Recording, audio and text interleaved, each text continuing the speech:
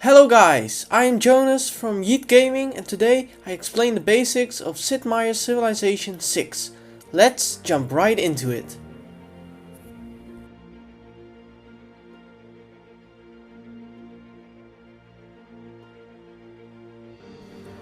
Settling. The first thing you want to make sure is that you find a good place to settle. Settling a city on a balanced location with good tiles is the optimum. Tiles can grant you with food, production, science, culture, faith, and gold points. Some tiles have strategic resources which allow you to train certain units, and some tiles have luxury resources which keep your people happy and prevent revolts. The best tile to settle on is a plains hill, as you want a good amount of both food and production. Sometimes you have the option to settle next to a natural wonder. Each wonder will provide you with a different bonus on the surrounding tiles. Food. Food helps your cities grow and increases the population. The amount of population determines the amount of tiles a city can work on and gain its yields from. When your city has reached its housing limit, you should consider to select other tiles because a surplus of food basically means that you produce for nothing. Production. Production is gained by tiles and through building an industrial zone, which is accessible in a later stage of the game. The amount of production points is very important for a city, because the more production a city has, the less turns it takes to produce something. In the production menu, you can choose between enhancing your city with buildings in the city center, such as the monument, which provides culture points. Once you have researched more technologies with science and culture, you can also make wonders. Be careful though, other civilizations can finish the wonder before you do.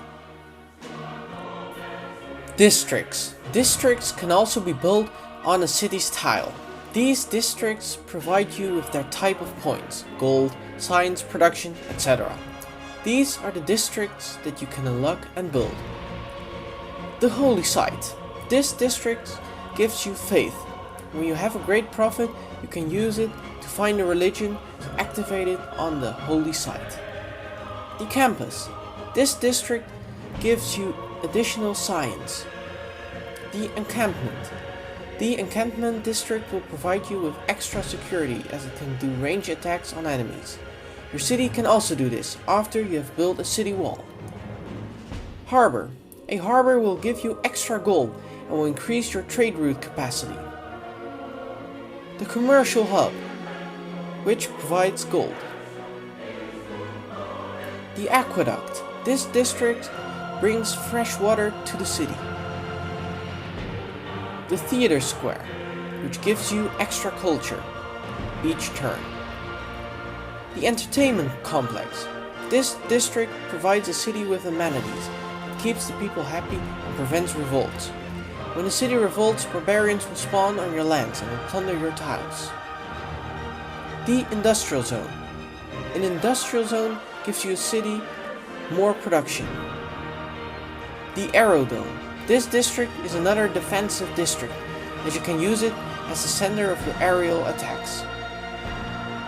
The Neighborhood, which grants the city with more housing, which allows you to grow your city to an even higher population. And finally, the Spaceport.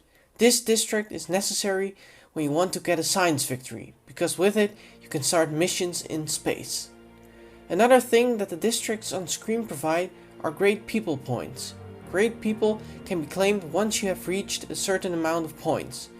These great people can, for example, trigger Eureka moments for technologies, upgrade your units, grant you gold, increase combat strength when standing on a battlefront, create great works that attract tourists to come to your city, and even found a new religion.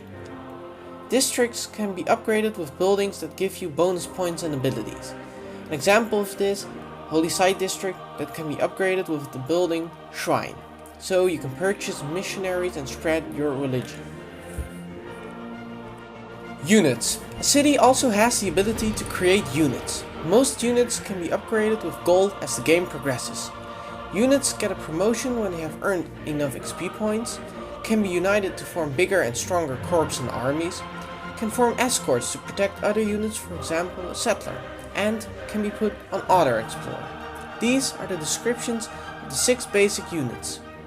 The Scout. This recon unit can be used to explore the world. It can also attack, but this won't do much damage. The Builder. The Builder is a very special unit because it can improve your tiles to get more yield from them and allows you to get the strategic or luxury resource. More resources will be visible on the map throughout the game. The Builder has 3 builds he can perform. The Trader. Trader lets you make roads between cities and get additional food, production, science, etc. International trade routes can also be made. The Settler. When a settler is produced, one population of the city in which it was made will be subtracted. You can pick a location and settle your city. To do this, you can use the lens option Settler. Bear in mind that settling a city can lead to problems with other civilizations because they don't like you settling close next to them. You might have to consider settling somewhere else or next to a mountain or a river, which can defend you from their attacks. Units cannot travel through mountains, and attacking over a river or even through forests will do less damage. The Warrior. This unit's description is pretty simple. It can be used to attack other units. The Slinger. The Slinger's ability is to perform ranged attacks. The Slinger won't get damaged, but the enemy will. There are more unit types, but explaining all of these units will lead to a very long video, so that's a topic for another video maybe. Science. Science points can be obtained by certain tiles and by building a science district. The more points, the faster your research goes and the more technologies you can research in the technology tree. This part of the game is essential. You need to make sure to get a lot of science to research new technologies and advance to new eras, to get more abilities, more units and more buildings. When your science is very strong, you can earn a science victory and win the game. For this, you must complete certain space missions and research as much technologies as you possibly can. Culture. Culture points can also be obtained by tiles and by building a culture district, the theater square. Culture has a technology tree as well, the civic tree, which also provides you with new stuff, but mainly new policy cards and governments. When you select a government, you can choose between many different policy cards, which all have their unique improvement to your civilization. There are 4 types of policies in governments: military, economical, diplomatic and wildcard policies. Diplomatic policies are for city-states that are spread across the map. Every couple of turns you can send an envoy to a city-state. When you have sent enough, you will be able to get suzerain to the city, which gives you special features and the ability to levy their military for 30 turns.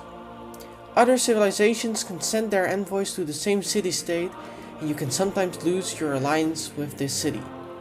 When you declare war on another civilization, your suzerain city-states will also declare war on them. If you want to win a game with a culture victory, you have to have the most tourism in your country.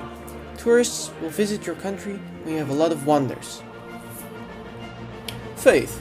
With faith you can achieve a religious victory, where you have to spread your religion to other cities and become the dominant religion in the world. You can get faith by certain tiles and building a holy district. Building a holy district must be your greatest priority when going for a religious victory, because this is the way to get your religion. In a city with a holy district and a shrine, you can buy missionaries and other religious units that can be sent to other cities to convert them to your religion. Gold. Gold is a precious resource because it makes life way easier. This is the same in the game. With gold, you can buy units and buildings like the monument, for example. And this instantly. In a war, buying units rather than training them can save you a lot of time. Gold is obtained by certain tiles and a commercial district, but also trade routes or deals with other civilizations can be a source of gold. Every turn you get gold. Make sure this number won't go negative, because this will decrease the happiness of your citizens and will possibly cause a revolt. Combat plays a big role in Civilization 6. This is why I want to talk about domination a bit more. Domination. Domination is the most fun way of winning for me personally, because it takes strategic insight and good preparation. With the units you can train, you can take over other civilizations' capitals. When you have captured all capitals, you will get the domination victory and win the game. The last victory that you can get is a score victory. The one with the most score wins the game. Score can be increased by settling new cities and creating wonders. Each civilization has its own unique ability to ensure the victory, but also has their own idea of governing. When you do what they like you to do and you satisfy their agenda, they will like you too. Delegations and trading increases this relationship and can lead to a friendship and even an alliance. If they don't like you, they can denounce you and declare war on you.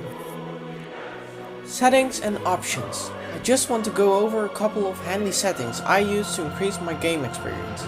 First, I recommend you to always show the yield icons. This will let you be able to see what each tile grants your city. Another thing I recommend you to do is enable quick combat and quick movement.